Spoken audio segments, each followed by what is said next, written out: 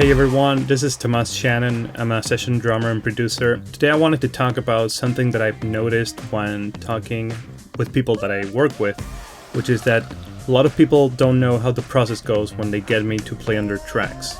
So I thought I could do a little series of videos in which I take some of the tracks that I've already worked on and I use those as examples or case studies for how this process generally looks. So today we're looking at a really cool track which is called High Speed Chase. It's by the artist Beauregard and it was produced and mixed by Lucas Gienow and mastered by Panorama Mastering. So the first thing that happened with this track is that Lucas reached out to me through Facebook Messenger and he sent me a message. He was all like, yo, got a new song I could use some drums on for a client. Can you hop on a call? So we hopped on a quick 10-minute call in which he briefed me about the song, what he had, what they had been working on, and kind of what the vibe of the song was, what sounds they were trying to get from the drums, and also what references they had. He mentioned some tracks by the Arctic Monkeys, some stuff by Lana Del Rey, some stuff produced by Dan Auerbach. And it was all mostly about grungy drums, kind of lo-fi, kind of broken up, but still kind of modern sounding with punch and oomph and good low end. So after the call, he sent me stems for the track that I could track to, but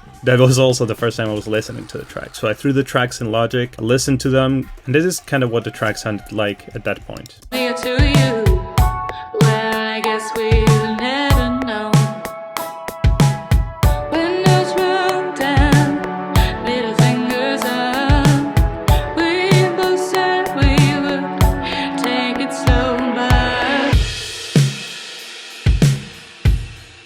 So as you can hear, the track was already in a pretty good place.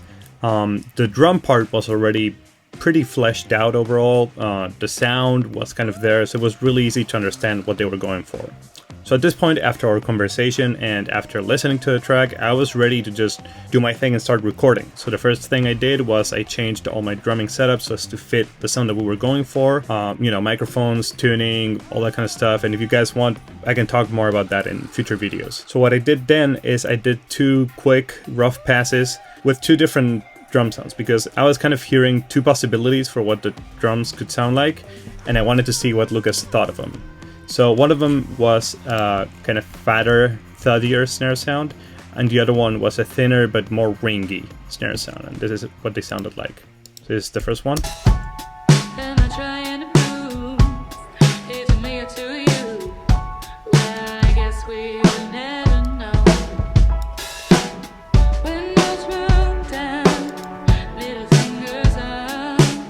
So I sent these 2 options to Lucas, and this is what he had to say. Dude, the sounds in number 1 are fantastic, just what I'm looking for.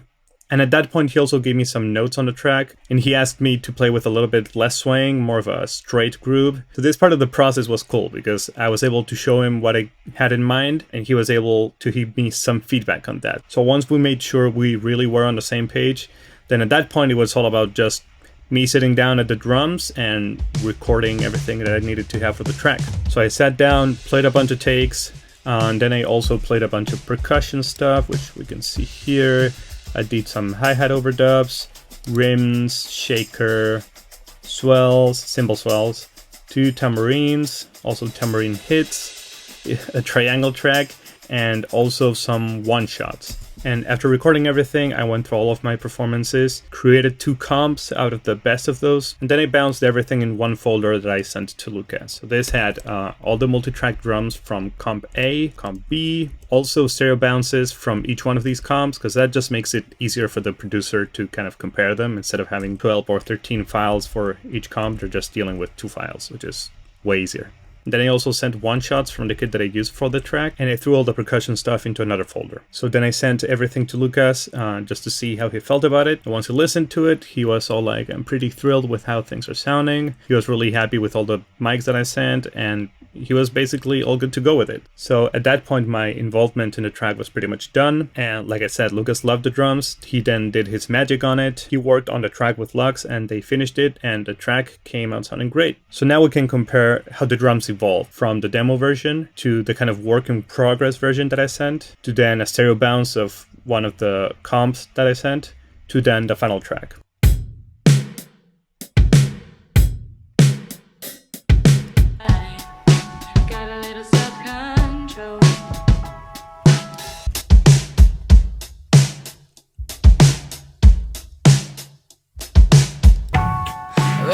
say you'll never know. So yeah, hopefully this was useful. It cleared up a little bit how the process generally goes.